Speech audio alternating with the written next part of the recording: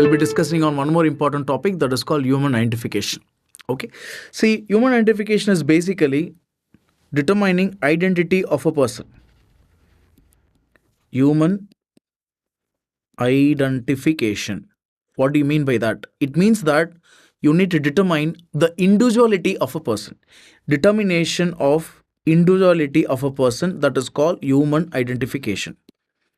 Individuality. How will you know that this person is this individuality of a person?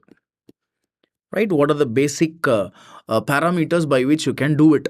Right? There are a lot of parameters which are helpful for us to define the identity. You have race, you have age, you have sex, you have stature. Stature means height of a person.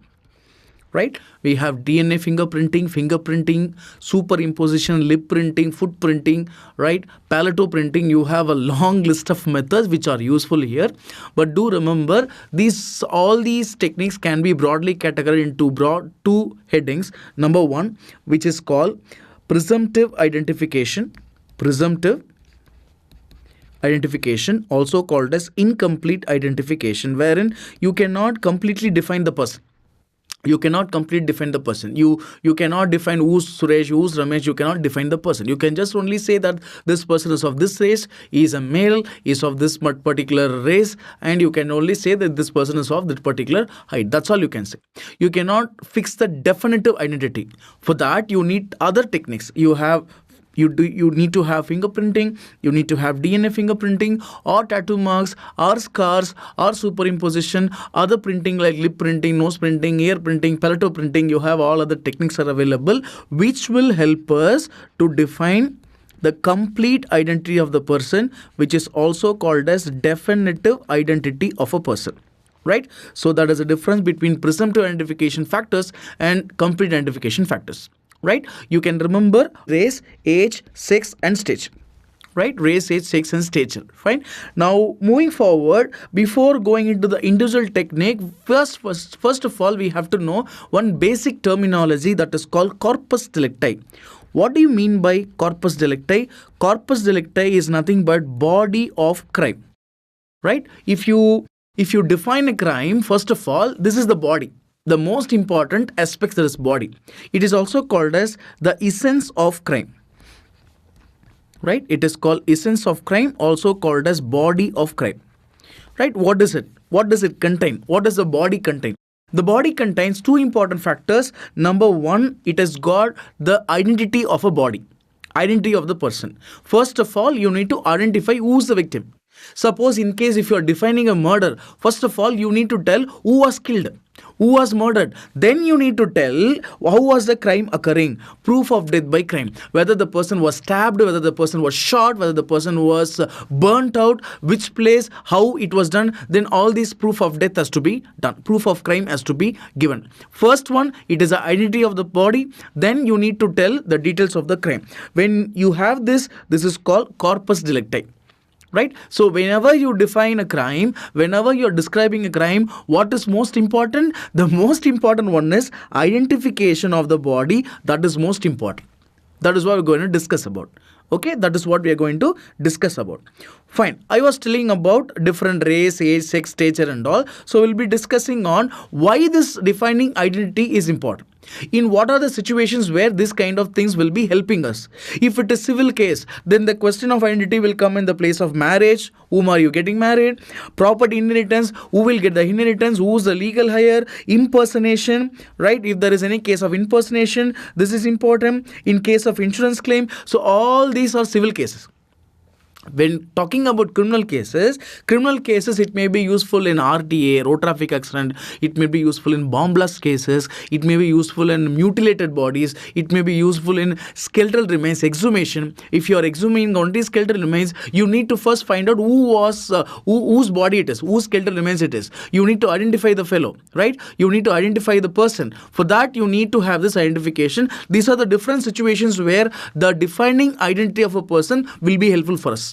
Okay, fine. Now let's talk about each and every factor, starting with race, right? And see, in reality, what happens, there is no pure race available. Now what you can see is nowadays everything is mixed. You can just see only intermingling of the racial characters among the population. But traditionally speaking, you have three important races available. What are the three important races available? You have something called Negroid, right? You have something called Negroid. You have something called Caucasoid. You have something called Caucasoid. The third race is Mongoloid. Right, so you have Negroid race, you have Caucasoid race, you also have Mongoloid race. These are the pure conventional races available. But as I told you, you cannot see exclusive this kind of racial characters in a people because it is mixed. Fine. For discussion purpose, let's find out how can we determine the race of the person. Number one, right? You can find out the race from the skin complexion. You can find out the race from the hair texture. You can find out the race from the iris color. All these things will be helping us. Right? But if the person is dead, do remember there are two important factors by which we can identify the race of the person. Two important factors for examination purpose that we need to discuss about. Number one, that is bone. Right? Race from a bone. Second important thing is race from teeth. Right, race from bone, race from teeth, both are very important from examination perspective. And this racial characters from the bone, this has been asked frequently in your exam, very frequently in your exam. And teeth, race from teeth, it was asked very few times in the exam, but still we'll be discussing on both. Okay, we'll be discussing on both. When I talk about bone, the best bone for race determination is skull. Very, very important MCQ. Every bone will be helping us to find out the race. Every bone will have some racial characters, but the best bone to identify race is skull. Then moving on to teeth. Okay, so we'll be discussing one by one. To start with, let us start with the skull. Right? Fine. What are in general, see what are the indices which are meant for race determination. I told you from the bone we can find out race, but what are the general indices from which we can find out the race? You can remember the mnemonic BCCI. What is that BCCI? The letter B for brachial index. The letter B for brachial index. You don't have to know the detail of what it is. They won't be asking all these things. Just do know brachial index. That is more than sufficient. Brachial index is something where you need to take index from the upper limb. Right? This is the index which is determined from the measurement of the upper limb. Then we have what is called as crural index. Crural index is something which is determined from the leg measurements, lower limb measurements.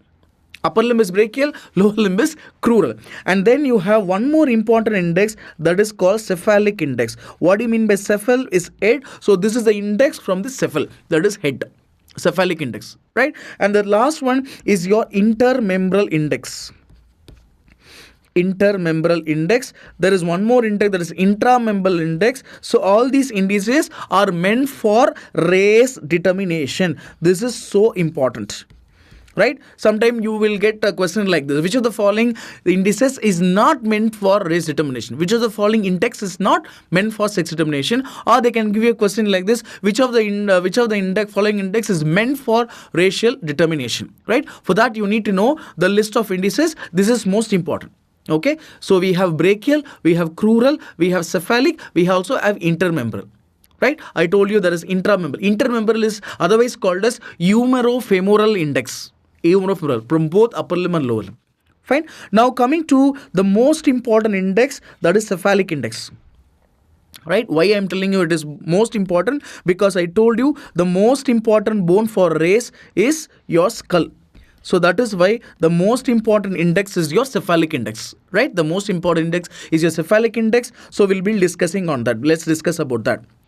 Right? What do you mean by cephalic index? Cephalic index is basically, it is a ratio between the maximum breadth of the skull, divided by the maximum length of the skull into 100. How do you measure the length and breadth? You need to measure the length and breadth of the skull by means of vernier caliper. You cannot take scale, or you cannot take inch tape and measure it. That's not possible. You need to take vernier caliper to measure it. Maximum length is from this place to this place. Right? From the forehead, from the glabella up to the occipital protuberance, the maximum length. And between these two parietal eminences, you will have the maximum breadth of the skull. The numerator will be breadth, denominator will be length. That is very important. Many times students get confused whether the breadth will be numerator or length will be numerator. You need to remember it is always B by L. How do you write bilateral? B by L. Remember that it is bilateral. Breadth will be numerator, length will be denominator into 100. Don't forget the 100, right? Breadth by length. Now when you calculate this cephalic index, you get three important values. What are the three important values? Right? It will be somewhere between 70 to 75. To be more precise, 70 to 74.9, or you can say 75. Okay? Right? Otherwise, it is 75 to 80. Right? 75 to 79.9, or it is 80 to 85. Three values we get. Right? We get three important values. Fine. What are they? If it is 70 to 75, we call this as dolichocephalic. Dolichocephalic. Do remember it is dolichocephalic. The letter then 75 to 80. If the cephalic index comes in between, we call it as mesatecephalic, medium size. See, dolichocephalic is tall. Dolichocephalic is tall, 70 to 75. 75 to 80, that is somewhere medium. So it is mesatecephalic. Right? Mesatecephalic. And short-headed, 80 to 85, short-headed, that is called brachycephalic. Brachycephalic. Right? So we have dolichocephalic, we have mesatecephalic, we also have brachycephalic. We have three important types of skull based on the cephalic index: long, medium and short. Now let's see who will be having dolichocephalic, who will be having mesatecephalic, and who will be having brachycephalic. We'll be discussing on that. Dolichocephalic will be seen with Aryans and Africans. Aryans and Africans will be having tall-headed, right? Long-headed. Medium, your Indians, very important, right? Chinese and Europeans, right? You can remember ice in the middle, right? Ice in the middle, that is Indians, Chinese and Europeans. ICE, Indian, Chinese and Europeans. And the last one, brachycephalic, it is commonly seen with Japanese people. Japanese population will be having your short-headed skull. Short-headed. Okay, short-headed skull. I told you dolicho, Aryans and Africans, and then mesatecephalic, Indians and Chinese, Indian, Chinese and Europeans, and brachycephalic, that is Japanese. Fine, that's very important. They can ask you one common question: what is the cephalic index of Indian skull? That is very important. It is not dolichocephalic, it is not dolichocephalic, it is mesatecephalic. That's very important. Right? You can see the three types of skull based on cephalic index. You can see dolichocephalic, you can see mesotecephalic or mesocephalic, another one is brachycephalic. Okay, the three types of skull I've told you, and this mesotecephalic is where we belong to, Indian skull.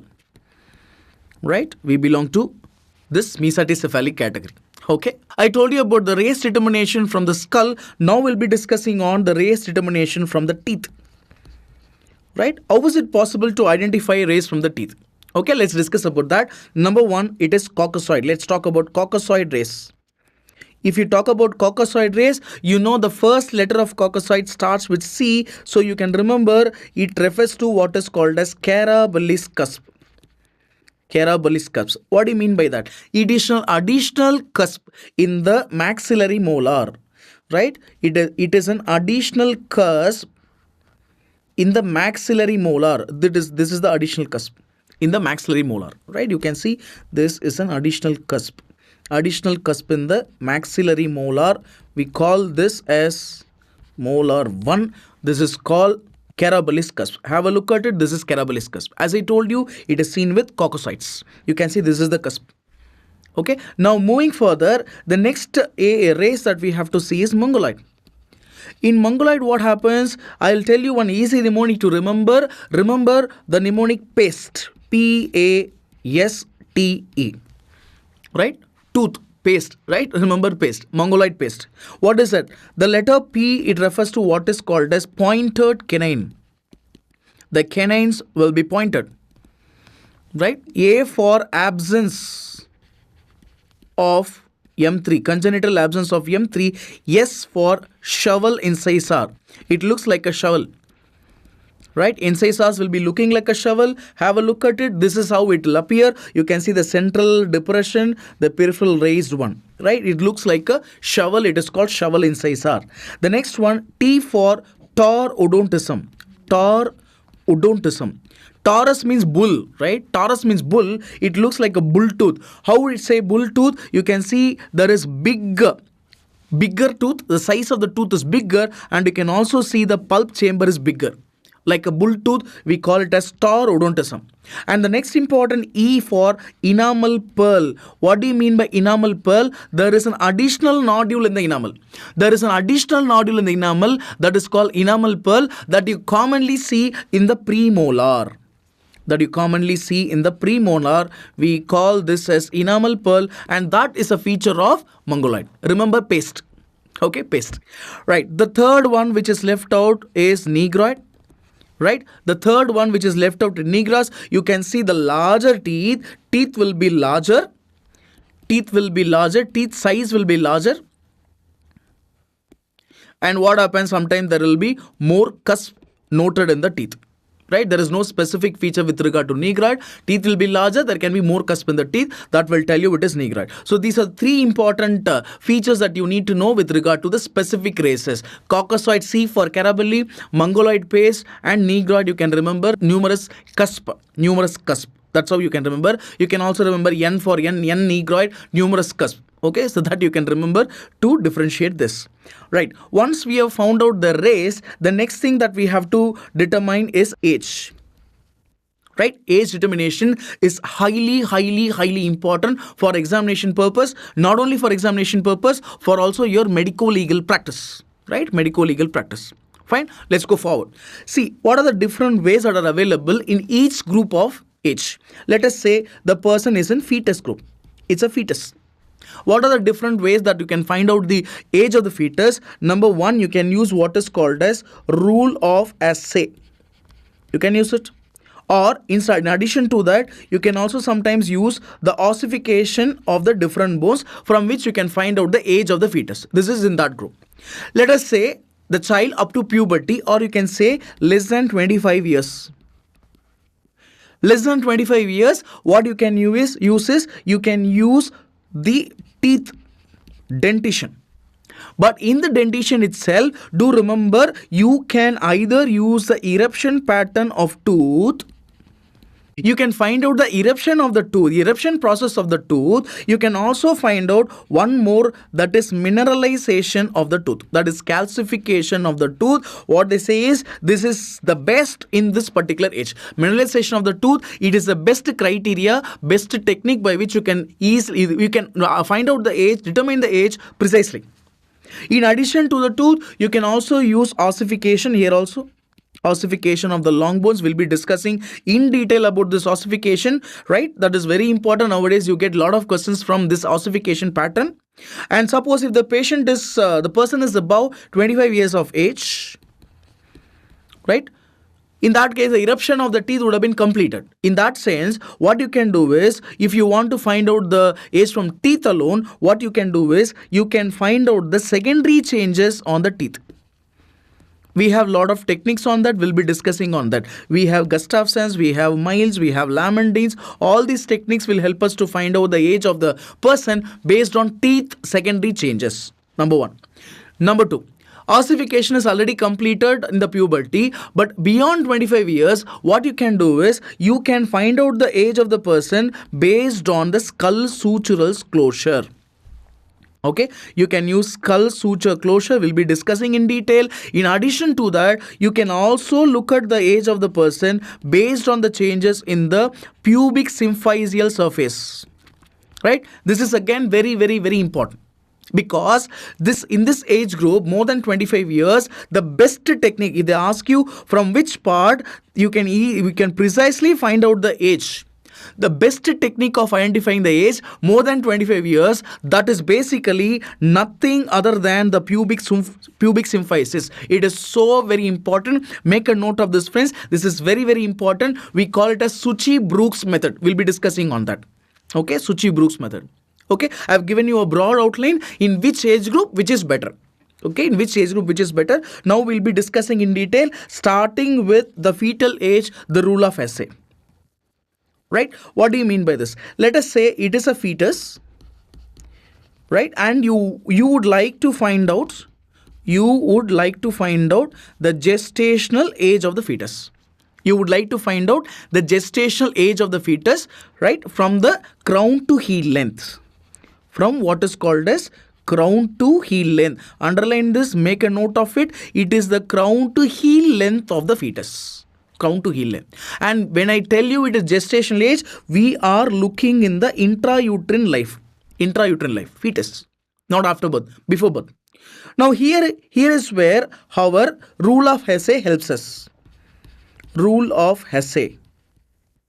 How does it help us? What does it tell you? In the first 5 months, if the gestational age of the baby fetus is less than 5 months, the gestational age exactly is given by square root of taking crown to heel length. You have the crown to heel length, take square root, we will get the exact age. We will get the exact age when we take square root. This is for the first 5 months, right? For the second 5 months, we have one more rule, that is rule of Morrison. That is called rule of Morrison. Rule of Morrison. This Morrison stated that when the baby age is more than 5 months, the next 5 months, for the first 5 months, you can use rule of Hesse. For the second 5 months, what you have to do is the gestation age is given by crown to heel length divided by 5. Just divide it by 5, you will get the value. Okay, fine. So if let us say if it's 16 centimeters, take square root 4 months. 9 centimeters, take square root 3 months. If it is 35 centimeters, you use rule of Morrison divided by 5, 7 months. That is very important. Okay, there is one more catch here. What you have to see is, how will you know that which age, which rule that you can use? Do you want to use rule of Hesse or do you want to use rule of Morrison? Suppose in the question it is specifically mentioned only the measurement. Let us say the crown to heel length 30 centimeters. They have not given whether it belongs to first half or second half. Then what can you do? You have a cutoff of 25 centimeter approximately, which will help us to find out whether to use the rule of Hesse or rule of Morrison. Anything 25 or less, use rule of Hesse. More than 25 centimeter, use rule of Morrison. That is an easy way to determine. Okay, that's a very easy way to determine. Now going forward, you see sometimes what happens, they will give you crown to heel length, the entire length of the fetus, you can easily find out, there is no difficulty. But sometimes what happens, instead of giving crown to heel length, they may give you crown to rump length, CRL. Then if they give you CRL, you need to first find out crown to heel length. What is basically CRL? CRL is nothing but 2/3 of crown to heel length only, right? Then it is CR. So if they, in the question, if they give you CRL, then what you have to do is, you need to multiply it by 1.5 so that you will get CHL, then apply the rule of Hesse or rule of Morrison, you will get the gestational age of the fetus.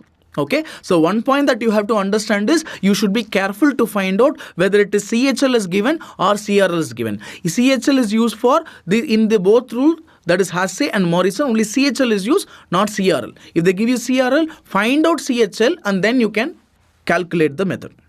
Okay, so that is what you need to know. Now, moving on to the next area, that is age determination from the teeth. This is so very important. Right, very, very, very, very important. And remember guys, stay with me, this is very important area, very complicated area, right? Unless and until you are with me completely 100%, it is very difficult to understand. Let me try my level best to make it simple so that you will have a clear idea about this particular concept, right? And I hope that you will definitely have the clear idea once we complete the discussion. Okay, let us say, the teeth will be, I told you that teeth, age estimation from teeth, there are two important things that we have to notice. Number one, we need to look at the eruption pattern. Right? Eruption pattern. Number two, we need to see the calcification pattern, that is mineralization pattern. Mineralization pattern. Normally what happens, the mineralization, so teeth eruption is something different. The mineralization pattern starts from crown to root. right? Generally what happens, once the teeth is erupted, it takes at least 1 to 1.5 years for the calcification to get completed, right? It might have started early itself, but for it to complete for the entire tooth, for it to get completed in the entire tooth, generally after eruption 1 to 1.5 years, right? What you have to know is, this is the best, right? This is the best, right? In before puberty. Suppose if the person's attained puberty has crossed 25 years, as I told you earlier, we need to use what is called as secondary changes, the methods which uses secondary changes in the teeth. This is broad area, broad concept, which I've told you already. To start with, let us start with the eruption pattern. This is very important. For you to understand the eruption pattern, let us start with the basic point. Let's start with 0. Then you go up, right? Let's start with 0. First of all, you need to understand there are 2 types of dentition we have got. Number 1, it is called temporary dentition, which is also called as deciduous teeth, right? Which is also called as milk teeth, right? Milk teeth. Fine. The next group is called as permanent dentition, right? Permanent dentition, permanent teeth, right? Temporary dentition is also called as primary dentition. Permanent dentition is also called as secondary dentition. Everything means the same thing. Sometimes they may give you any of this in the question, so you should not get confused. In the basic things, and you should not get confused. Okay, let's go forward. How many teeth we had in the temporary dentition? Do remember, we have totally 20 temporary teeth and we have 32 permanent teeth. This is clear, 20 and 32. Now, see, let us look at the quadrant. Let's look at the quadrant. Let us say when you have a quadrant like this, right? When you look at the patient, what happens is, this side is right side and this side is left side. No doubt. Upper is upper, lower is lower, right? This side is right side and this side is left side. Fine. Likewise, again you have this quadrant, right? So this is right side, left side, upper, lower, no doubt. Now let's focus on one quadrant. Let me focus on only one quadrant alone. I am taking the right upper quadrant.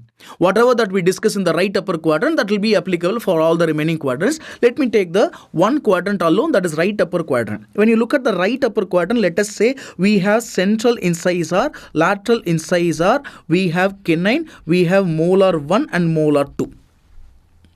Right? Central, lateral, canine, molar 1, molar 2. You can see that there is no premolar, central, lateral, canine, molar 1, molar 2. Totally 5 teeth in each quadrant. 5 into 4 quadrant. Totally we have got 20 temporary teeth. Is it clear so far? Right. We'll go forward. Then coming to the permanent teeth. This is very important. You see, in the permanent dentition, we have central incisor, lateral incisor, canine, premolar 1, premolar 2, molar 1, molar 2 and molar 3. Fine. This is so important because you can see that in a permanent dentition, we have got 8 permanent teeth in a quadrant. 8. And out of that 8, you can see there are 2 premolars and 3 molars. 2 premolars, 3 molars. That's the basic difference between temporary and permanent. In permanent, we have got 2 premolars and 3 molars. Fine. Totally 8. 8 into 4 quadrants, 32. Right? 8 into 4, 32. Right? Is it clear so far? Now let's go forward. When we talk about this premolar, see, generally premolars can also be called as bicuspid. Premolars can also be called as bicuspid. So in the exam, instead of giving premolar, if they give you bicuspid, don't get confused. They are referring bicuspid only. That is premolar only. Okay? So once you are clear with this, now let's go forward. Let's go forward. Once we know the pattern of the temporary teeth and the permanent teeth, the first thing that you have to learn apart from that is your eruption sequence. Right? Eruption sequence, that is again very important.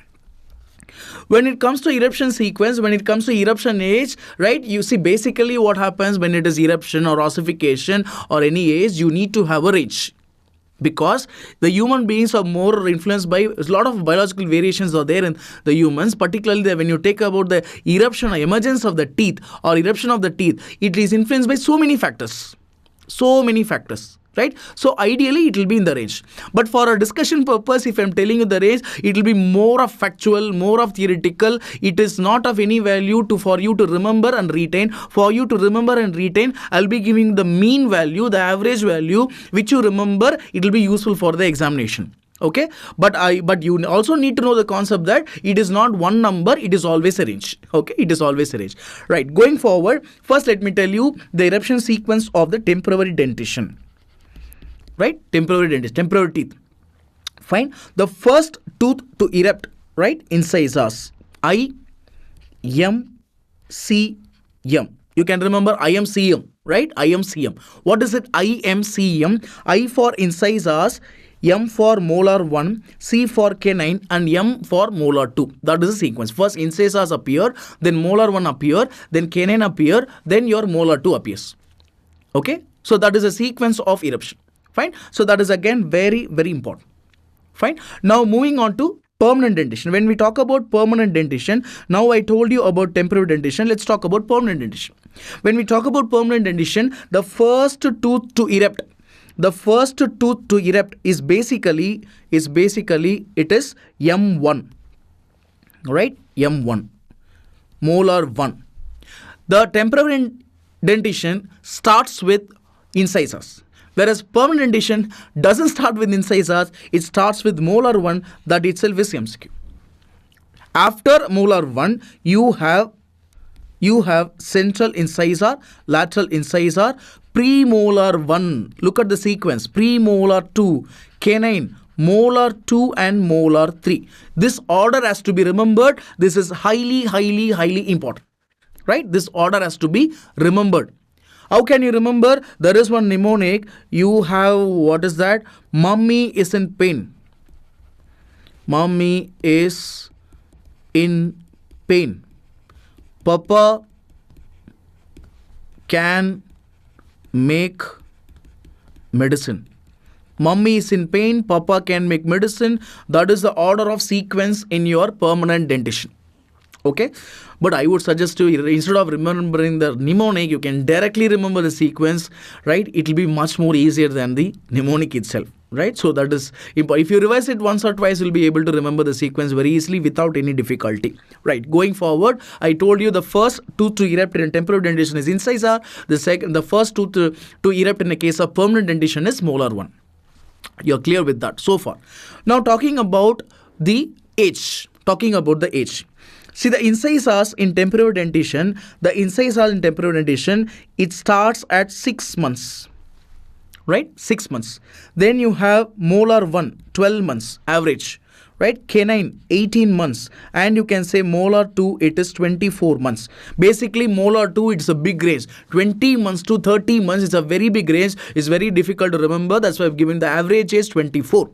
How can you remember? You remember the rule of 6. Remember the rule of half a dozen. 6 plus 6 plus 6 and plus 6. 6, 12, 18, 24. You have incisors, molar 1, canine, molar 2. You can easily remember if you remember the rule of 6. Fine. Now coming to molar 1. The permanent molar 1, do remember the permanent molar 1, it starts at the age of 6 years. Starts at the age of 6 years. That itself is MCQ. They'll ask you at what age the permanent dentition starts. It is 6 years. Right? There may be a difference or plus or minus 1 year. Right? Maybe you can say plus or minus 1 year will be there. Doesn't matter. Remember 6. Fine. Then you have 7 years, 8 years, 9 years, 10 years, 11 years. Right?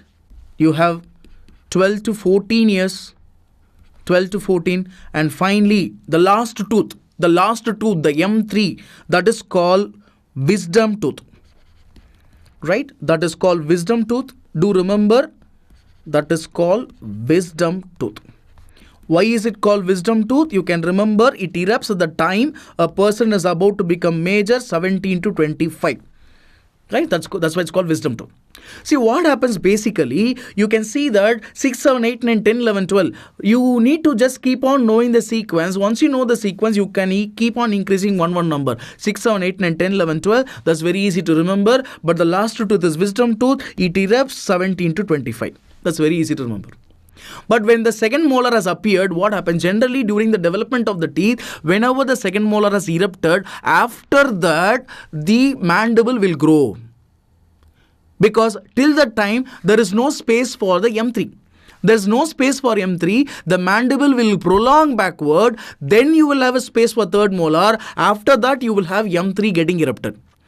Right? I repeat again, do remember, after the second molar eruption, the mandible will extend, mandible will prolong, you will have a space for third molar formation. Then after that, you will have the third molar getting erupted around 17 to 25. Sometimes what happens, the mandibular extension, the space will not be there. There may not be adequate spacing. Usually what happens, you need to have spacing here. Right? In this stage, we need to have spacing of jaw.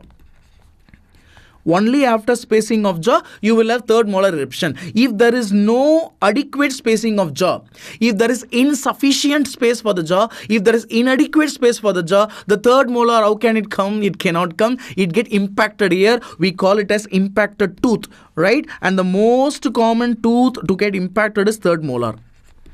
The most common tooth to get impacted is third molar. Do remember that. That's very important concept. That is very important concept.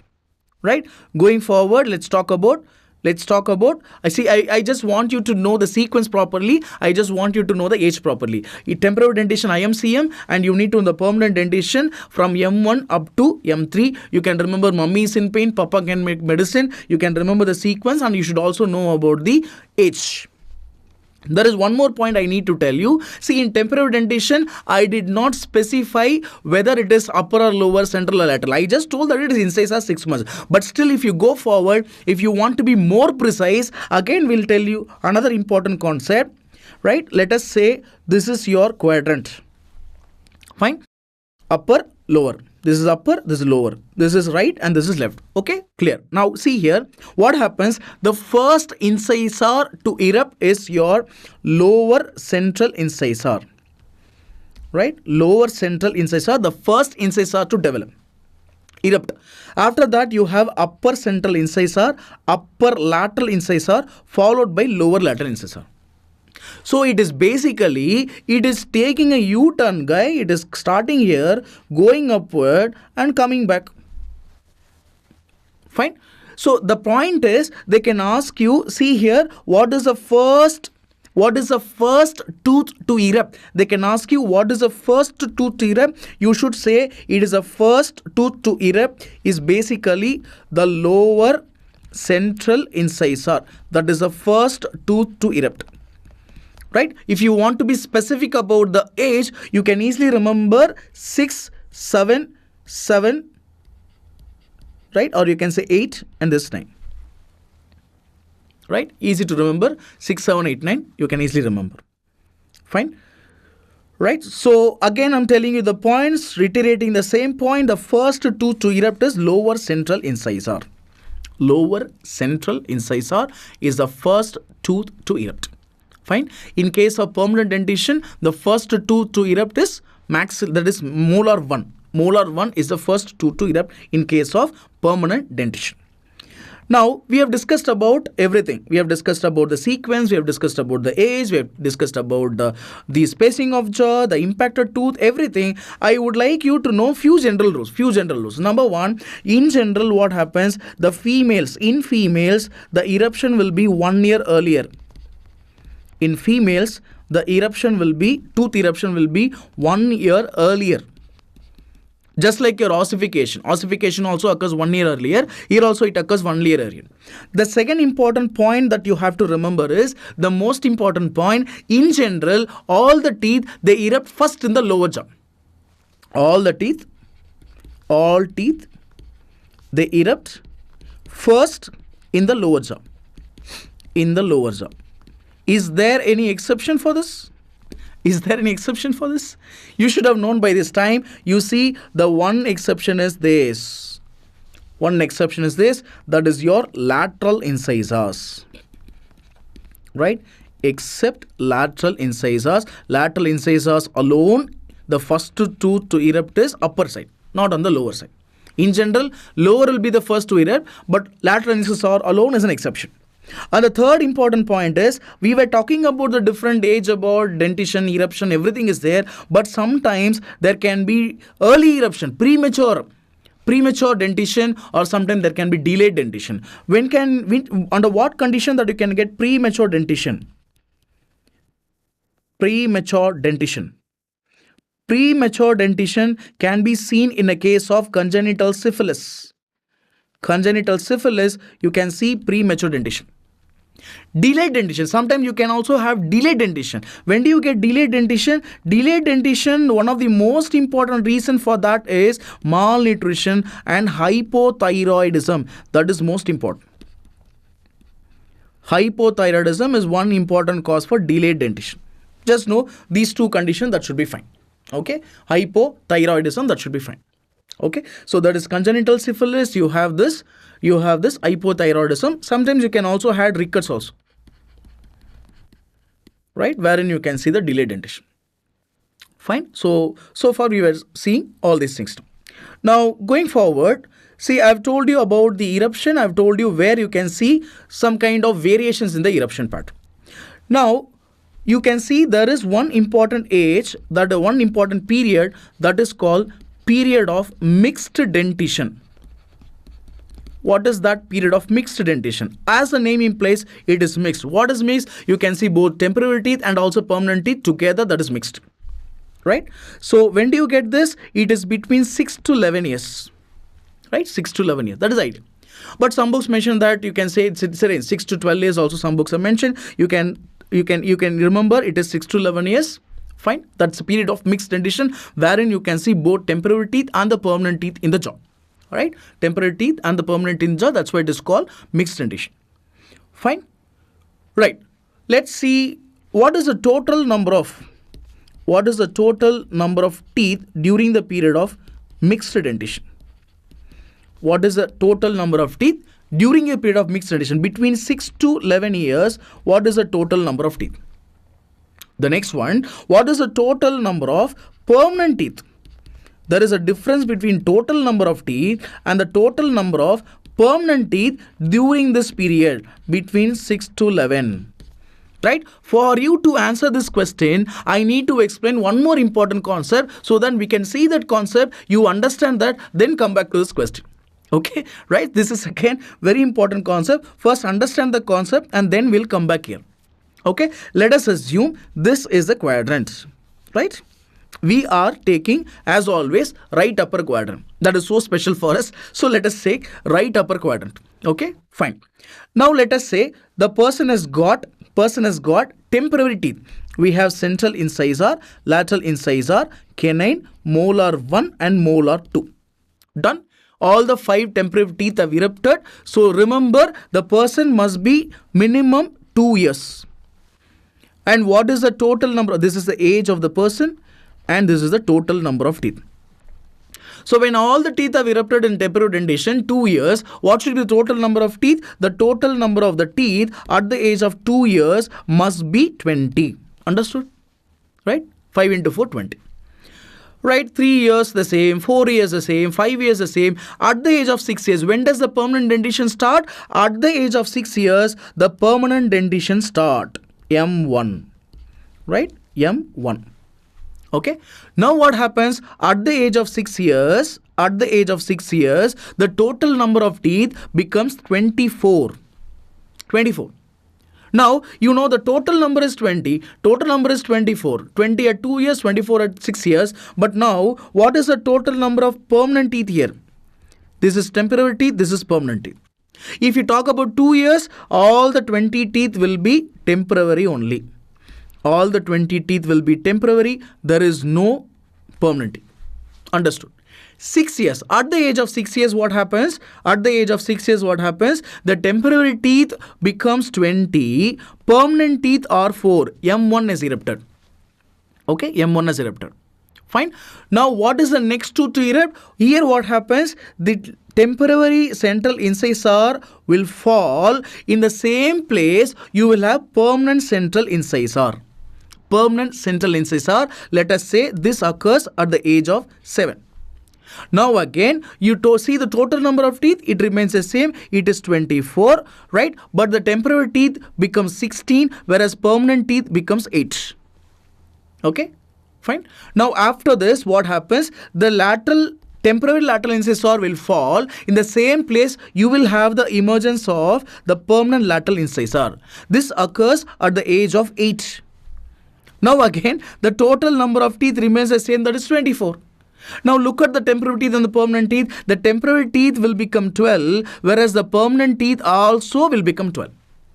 Okay, fine. Now go to the next stage. What is the next to erupt? The temporary molar 1 will fall. In the same place, you will have the eruption of permanent premolar 1. This occurs at the age of 9. The total number of teeth is 24. And you look at the temporary teeth is 8 and the permanent teeth is 16. Okay, understood? Are you following? Yes? Right. Going forward. The next temporary tooth to fall, M2, the temporary molar 2. The temporary molar 2 will fall. In the same place, you will have permanent premolar 2. Remember, you have to make a note of it. The temporary molar is not replaced by permanent molar. Temporary molar will fall, permanent premolar will appear.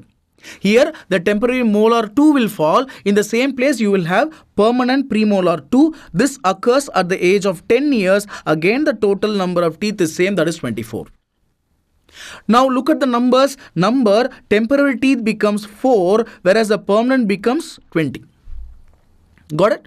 Right. Now what is remaining? The temporary canine will fall. In the same place, you will have the presence of permanent canine. Then it occurs at the age of 11 years. Now again, the total number remains the same, that is 24, whereas the temporary teeth is 0, whereas the permanent teeth is 24. Right? Permanent teeth is 24. Then comes your permanent molar 2 at the age of 12 to 14. At the age of 12 to 14, right, the total number becomes 28. And finally, you will have the wisdom tooth, that is 30, third molar, right, at the age of 17 to 25. At the age of 17 to 25, you will have the wisdom tooth, that is M3. Totally, the number of teeth becomes 32. Okay, what happens at the age of 12 years? The total number of permanent teeth will become 28, and finally it is 32. It is 0 and 0. Enough. Right? There are two important points that you have to notice. Point number one. Right? First point is, you see, during the period of mixed dentition, 6 to 11 years onwards, what happens is gradually all the temporary teeth are gradually replaced by the permanent teeth. The total number, it remains the same, that is 24. The total doesn't change. So they can ask you at the age of 9 years, what is the total number of teeth? At the age of 10 years, what is the total number of teeth? 6, 7, 8, doesn't matter. Whatever may be the number, you do remember it is 24 total number.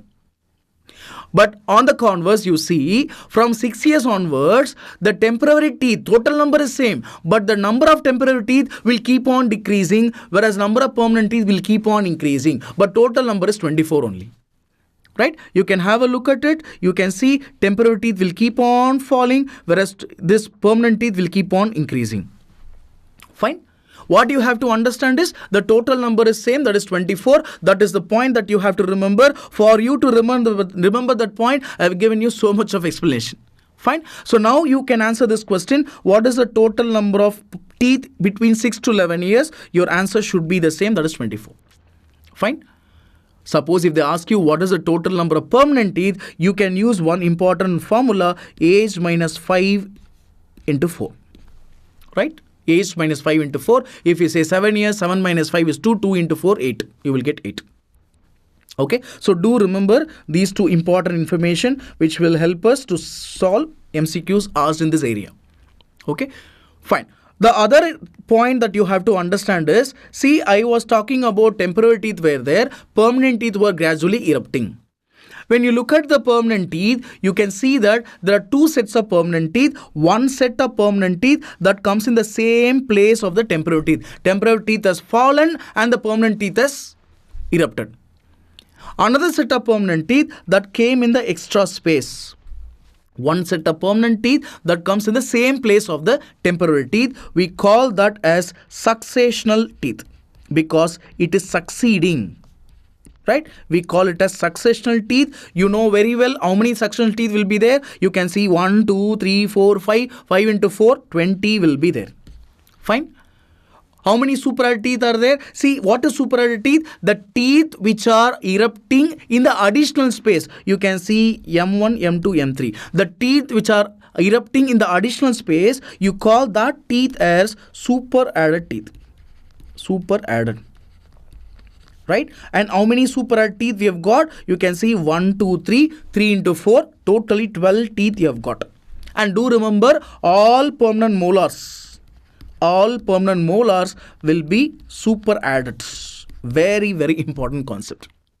Okay, fine. So understand this concept. This is very important area. If you want, you can go back and revise it again. You will have a clear understanding of it so that you will answer the question effectively, correctly. So till the age of 25 years, we'll be able to identify the age just based on the eruption of the teeth. But what if the person is above 25 years of age?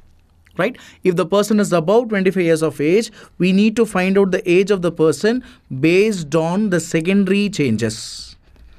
Right? Based on the secondary changes. Here we use one important criteria that is called Gustafson's criteria. Okay, Gustafson's criteria. This is usually used beyond 25 years of age. 25 years of age. That's very important. That means basically it is after the third molar eruption. There are basically 6 criteria are there. Number 1, attrition, paradontosis, secondary dentin, root resorption, transparency of root, and cementum apposition. So basically we have got 6 criteria. This is highly important.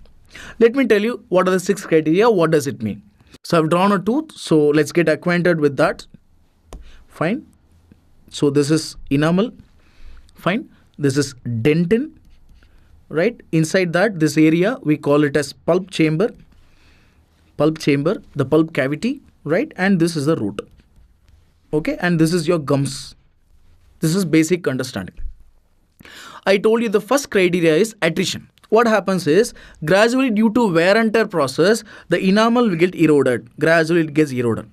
Right? How far, how much degree that enamel is eroded, based on that you will give a score. That is attrition. Then paradontosis or periodontosis, what happens is, the gums which is closing the teeth will keep on getting regressed. Right? It will keep on getting regressed. Based on that, you will give a score. That is called regression or periodontosis. This is attrition. This is periodontosis. Let me use another color so that you will be able to identify. This is attrition. This is periodontosis. Then we have secondary dentin. I told you this part is dentin, but what happens in the pulp cavity, gradually there will be formation of secondary dentin. How far it is closing how far it is getting deposited, how far it is closing the blood pulp chamber, then again you will give a score, that is your secondary dentin. Okay, then root resorption. What is a root resorption? What you see here is a root, right? What you see is a root. Gradually what happens, the root will be resorbed. There will be erosion of the root, resorption of the root. The extent of the root resorption, we will, depending on the extent of the root resorption, we will give a score. Based on that we will add that score in that criteria. Okay, root resorption. Fine. And then you have what is called as transparency of the root. What is the transparency of the root? See what happens here, gradually you will have the deposition of the cementum. Gradually you will have the deposition of the cementum near the root. What happens is, that is called cementum apposition. Because of that, the normal transparency of the root will be lost. Right? You need to take out these tooth, you need to grind it, to a very thin slice, you need to keep it under microscope, you need to check whether it is transparent or not, transparency is there or not. Generally it is lost. You will give a score based on that, and that is your transparency. As I told you, this is deposition of the cementum, right? That also you just need to take into consideration, that is cementum apposition. So basically we have got 6 criteria. You just remember these are the 6 criteria. Right? Fine. Or if you want to keep it simple, I'll give you a mnemonic for that. Do remember, it is also called as APSRTC. What is that? APSRTC? APSRTC, Andhra Pradesh State Road Transport Corporation. Okay, you can use that. Or you can use another important mnemonic, that is your script. SCRIPT. What is that? Secondary dentin, cementum opposition, root resorption, I for attrition. Right, I for attrition, parodontosis, and transparency of root. Again, you can use another mnemonic. This is script. Whichever mnemonic that you're comfortable with, you can use whichever you like. Now you have 6 criteria. Which is the most reliable criteria? The most reliable criteria is transparency of root. Fine. If they ask you which is the second most reliable criteria, the second most, this is most reliable. Right, which is the second most reliable criteria? You can remember second will be second most reliable. Right, second reliable, that is secondary dentin. That is an easy way to remember. Fine. And as I told you, this can be used about 25 years of age. In general, you will be using it in a dead people or a living people. Living people, you can't use it. You cannot just pluck out the teeth and you can't examine all these things. This is usually used only for dead patients. Right, wherein you can take the tooth and you can identify all these criteria. Based on that, you will have a score. Based on that, you have a formula and you find out the age.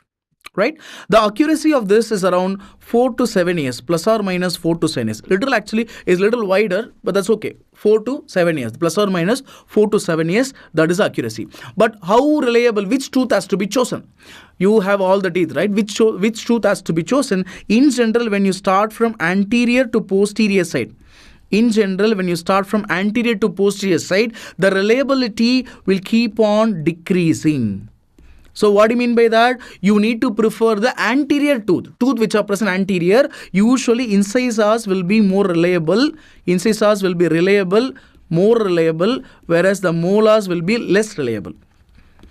Molars will be less reliable. I told you, from anterior to posterior. Anterior incisors will be more reliable, whereas your molars will be less reliable. Okay, so these are the 6 criteria that we have to remember with regard to Gustafson's formula. It was actually 1960s. It's a very old technique, 1960s. Right, we have one more important criteria. Right, one more important method of finding out the age of the person, that is called Lamandin's method. Lamandin's method. Wherein 2 criteria enough. What are the 2 criteria? Number 1, parodontosis. Number 2, transparency of root. Just remember 2 criteria, transparency of root and parodontosis, that is sufficient enough to find out this age from this Lamandin's method. And here there is one more advantage, that you need not have multiple teeth. Single tooth is enough. Right, single tooth is enough. That is the advantage. We have one more important technique, that is called Miles method. What is that Miles method? Miles method is something where you don't have to have 2 criteria also. 1 criteria is sufficient. That is nothing but root transparency. Root transparency. Transparency of root is sufficient. You need not have multiple criteria. 1 criteria is sufficient. It can be used more than 30 years of age. It will be more effective, more reliable, more than 30 years. I told you Gustafson's 6 criteria. I told you Lamandin's. I've also told you Miles. Right? Very, very important. Now moving forward, we have other 2 important methods. Number 1, it is called Boyd's method. Boyd's method. What is that Boyd's method? This is not useful. This method is not useful for adult. Remember B for baby. So it's used for children. It's used for children. Right? Children, and more reliable for infants. What are we doing here? Here we are counting the number of incremental lines. Incremental lines are basically the cross striations, the deposition. Right, you will have a lot of deposition in the teeth. We need to see microscopically. You can't see with the naked eye. You need to see microscopically to understand, to observe this and to analyze it. Right, counting the number of incremental lines or cross striations from the teeth. But what is the principle behind that? See, when the baby is just born, the first line to erupt, right? The first incremental line to erupt is neonatal line. Let us assume that this is neonatal line, the thicker line. Right? This is neonatal line, NL, neonatal line, which normally appear between 2 to 3 days. If you are examining, if you are observing under electron microscopy, not simple microscopy, electron microscopy, if you observe within 2-3 days, you can see the appearance of the neonatal line. After that, what happens? The subsequent incremental lines will appear. One. These are all lines. Multiple lines will be there. Now what happens? You see, these are all the incremental lines. These incremental lines, it will erupt 1 line per day. Right? Now the concept becomes very easy. Neonatal line will normally appear by 2nd to 3rd day. Right? And every day one more incremental line will get added. Let us assume that you have 5 incremental lines. Right? You have 5 incremental lines and 1 neonatal line is there. You see, neonatal line is 2 days and 5 lines are there, right? 5 plus 2 is 7. So obviously the baby must be 7 to 8 days old. 7 to 8 years. You don't have to do anything. Just count the number of lines. You can add 2 or 3 because for the neonatal line, you can easily find out the age. It is so precise that you can, so you need to be understanding you need to be appreciating the fact that you can be so precise that you can go up to the number of days level. It is not up to month or year, up to days you can tell. Right? So that is why this is more important. This is called Boyd's method. 1 line per day. 1 line per day. Right? So this is very important. And suppose the presence of neonatal line itself, if you are able to see the neonatal line in the teeth, that itself says that it is a sign of live birth. How do you say that? How do you say it's a sign of live birth? Because it erupts normally after the neonatal line appears normally after 2 or 3 days. Only when the baby is alive for 2 or 3 days only you can see the appearance of neonatal line. So obviously it means the baby was alive. It's a sign of live birth. Okay, it is a sign of live birth. So do remember that point also. We were talking about what is called as Boyd's method, and I told you it is counting the number of incremental lines. That is okay. Right? Moving further, we have one more method like that is called Stack's formula. What is that Stack's formula? Stack's formula is basically, again, it is useful for child and infants. Basically, you can use it for infants. You can also use it for childhood, but infants it is more useful. You see here, what we are doing is the age of the baby is determined from the height and weight of the erupting tooth. Right? You can find out the height and weight of the erupting tooth, and based on that you will assess the age. You can find out the age of the baby. We call this as Stack's formula. Do remember, if it is about Boyd's method, that is incremental line, Boyd's line.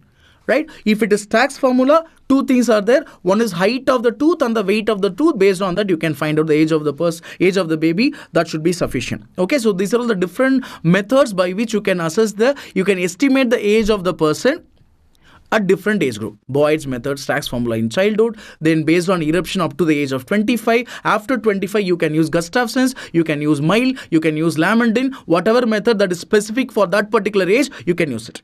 Okay, we'll continue with dentition. Now we'll be discussing on what is called as forensic odontology.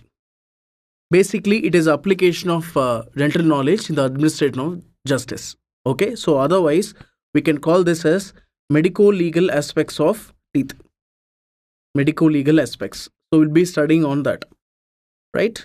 You all know that tooth, right? It's one of the important source of DNA, which we can actually say this is the base source of DNA, particularly for decomposed bodies. Okay. Now we'll be discussing on one important aspect, that is your bite marks. We'll discuss about bite marks. Fine. Bite marks are basically they are the impressions of the teeth. Impressions of the teeth. Right? Which teeth? Right? Incisors and canine. Right? Molars will not be there. You can't bite with the molar impressing on the skin. That is not possible. So basically it is the incisors and the canine impressions are called as bite marks. Here we'll be getting what is patent It can be a patterned abrasion. It can be a patterned contusion. It can also be a pattern laceration, depending on the site, depending on the pressure which is applied. Okay, it can be any of the three. Sometimes combination can also be there. What we'll see is, we'll see something like this. We can see the crescentic marks with a small gap in between. Okay, crescentic marks with a small gap in between. So this is basically the bite mark. This is the usual appearance of the bite mark. Okay, right. So if you look at this, you can see this kind of bite mark in a case of homicide. You can see that in a case of sexual assault. You can also see this kind of bite marks in child abuse. Child abuse, you can see the bite marks in any part of the body. Okay, any part of the body. So when we see a bite mark, what we should do is, first we need to take a swab. If the person happens to be a secretor, if the accused happens to be a secretor, right, the blood group antigens can be seen in that saliva that can be found out from this swab. Take a swab, cotton swab, which is moistened with a normal saline. Okay, we need to roll it and take a swab. Once after taking a swab, what we have to do is, we need to take photograph. We need to take photograph with two scales, right, perpendicularly kept each other, right? That is for the dimensions. Okay, photograph has to be taken. Then casting has to be done. We need to take negative casting. What we can do is, we can use rubber or silicone based medium can be used, right? Any one can be used depending on what is available. Okay, the next last thing with what we have to do is, we need to take our skin. We need to take that skin and preserve it in formalin. Preserve that skin area, skin bit with formalin. Okay, so these are the important steps that we have to do while we are doing this bite mark analysis. Okay, so this particular sequence itself was asked in one of your JIPMER exam. So we need to know that first we need to take a swab, then we need to take photograph, then we need to do casting, and finally we need to take the skin and preserve it in formalin. So these are the steps that we have to do. You can just see this is how the bite marks will appear. Okay, fine. The next step that we have to do is, next important area that we have to discuss is dental charting. We'll discuss about dental charting. We discussed in detail about the eruption of teeth, right? The appearance of the temporary teeth and the permanent teeth, right? We discussed about period of mixed dentition, okay, superadded teeth, successional teeth, everything we discussed. Now this is one important area that we'll have to discuss now, that is called dental charting. Nowadays you get more questions on dental charting, so we'll discuss about that. What is this dental charting? See, when you are recording this data, right, which teeth is there, which teeth is not there, okay, so this kind of dental charting will be very, very useful. Fine. So you can see there are a lot of methods of dental charting available. The first one is called universal method. The first one is called universal method, right, wherein you can see universal method will be something like this, wherein you can see this is for permanent dentition, this is for temporary dentition.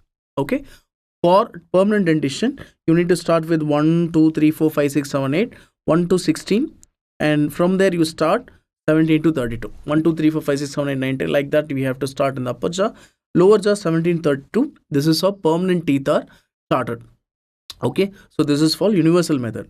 For temporary teeth, again you need to use the alphabet A to J and K to T. Fine. So this is called universal method. The next method which was used was what is called as Palmer's notation. Palmer's notation. What is this Palmer's notation? Palmer's notation is basically, you can see that this is your quadrant, right? So this is your quadrant. You see, this is right upper quadrant. For the patient, this side is right side, and this is left upper quadrant, left lower and right lower. Fine. If I write 1 2 3 4 5 6 7 8, if I write 1 2 3 4 5 6 7 8, if I say tooth number 1, that means it is central incisor. Tooth number 2 is lateral incisor, 3 will be canine, 5 will be second premolar, right, and 8 will be third molar. Like that we can have it. Okay, now the point is, if I say tooth number 1, you can easily say that is central incisor, but we cannot say which tooth which quadrant does it belong to. For that we have what is called as Palmer's notation.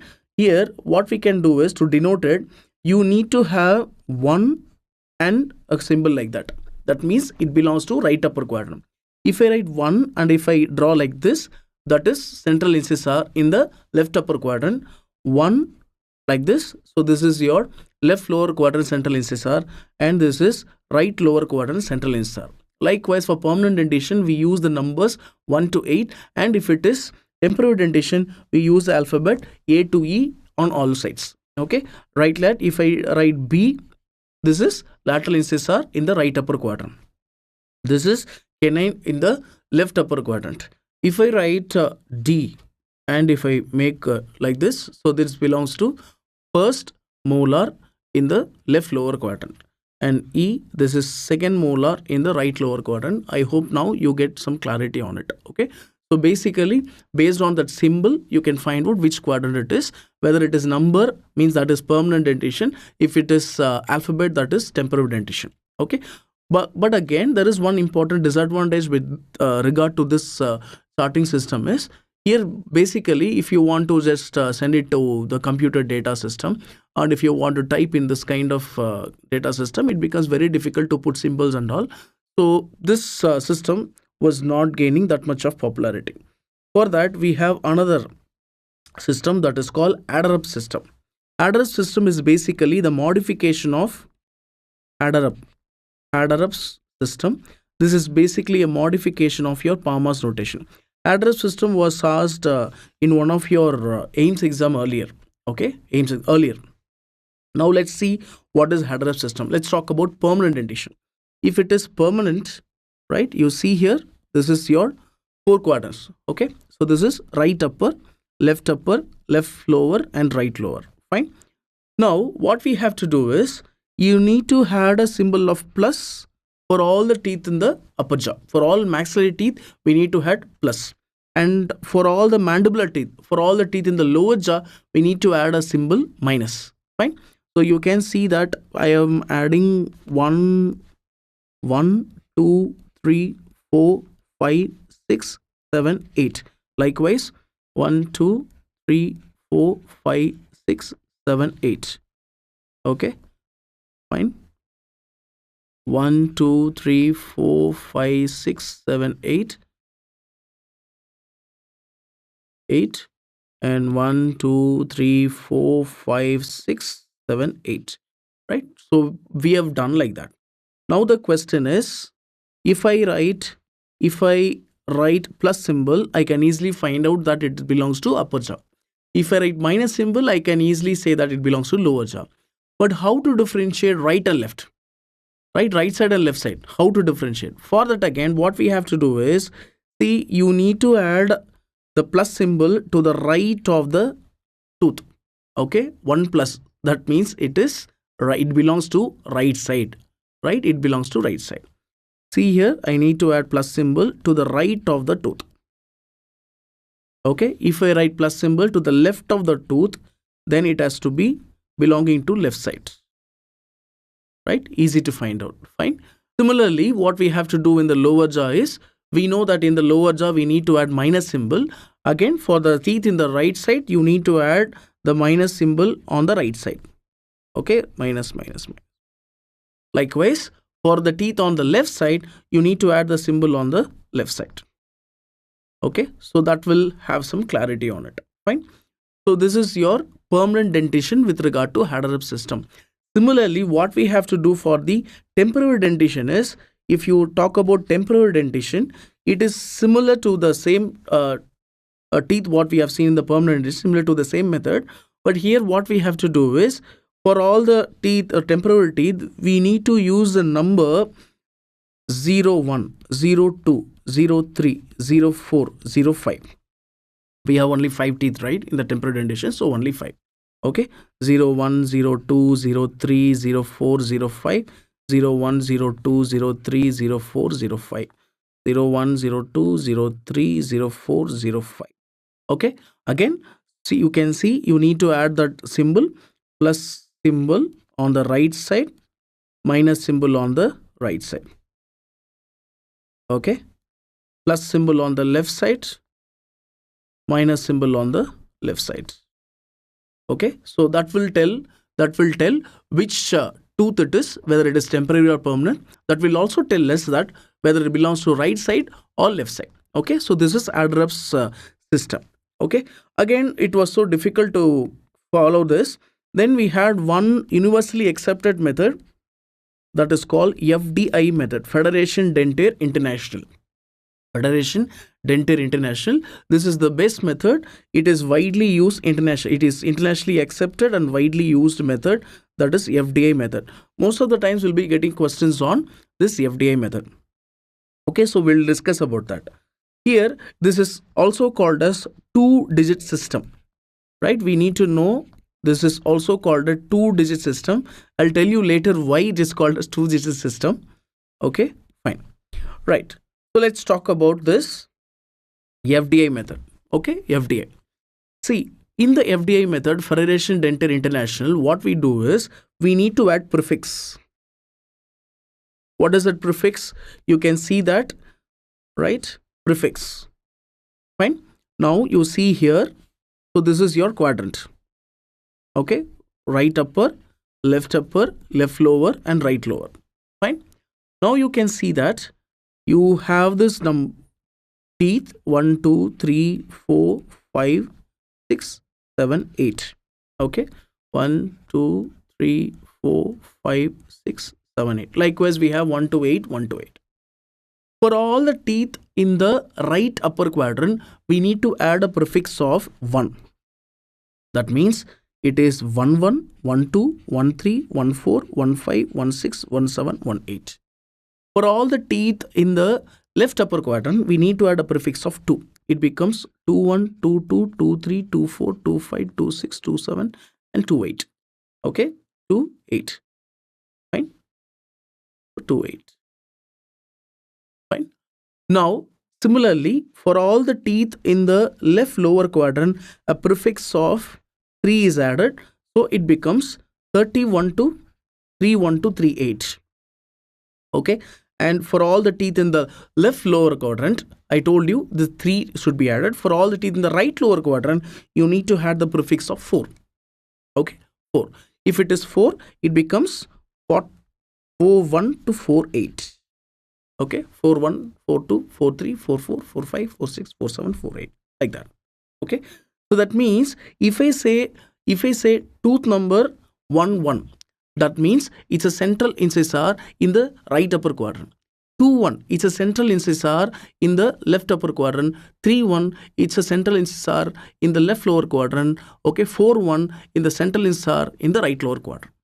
Okay, the first number will tell you which quadrant it is. The second number will tell you which tooth it is. And that is the reason why this is also called as two-digit system.